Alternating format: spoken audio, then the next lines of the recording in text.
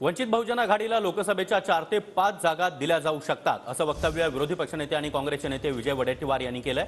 वंचितला 4 ते 5 जागा देण्यावर चर्चा झाल्याची माहिती देखील त्यांच्याकडून देण्यात आली आहे। इतकंच नाही तर शरद पवारांचंही तेच म्हणणं आहे असं देखील वडेट्टीवार म्हणाले।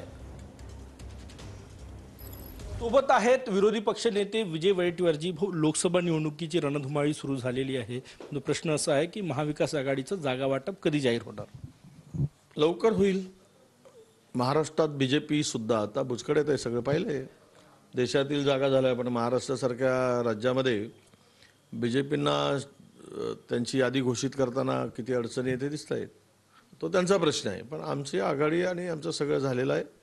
प्रकाश आंबेडकर साहेबांशी बोलणं अंतिम सुरू आहे। 2 दिवसामध्ये हा विषय संपेल आणि आम्ही स्क्रीनिंगला सामोरं जाऊ। मला वाटतं आम्ही उद्याला जिल्हा वाईज काही मतदारसंघातील लोकांना बोलवून चर्चा करायसाठी निर्णय घेतला आहे आणि ती चर्चेनंतर आमची पण यादी आम्ही श्रेष्ठींच्याकडे पॅनल बनवून पाठवून देऊ। वंचितला किती जागा देण्यास तयार आहे? की वंचित म्हणतंय आम्ही अजून त्यांचा घटक नाही, मला विचारल्याशिवाय महाविकास आघाडीच्या बैठकीत जायचं नाही असं प्रकाश आंबेडकर म्हणतात। त्यांच्या मनात काय चाललं आहे ते आम्ही नाही सांगू शकत, कारण त्यांची भूमिका मधामध्ये जी होती ती थोडी होती। ते काय त्यांना त्यांच्या प्रकाश आंबेडकरांचं नेमकं मनात काय तर कोणी सांगू शकणार नाही।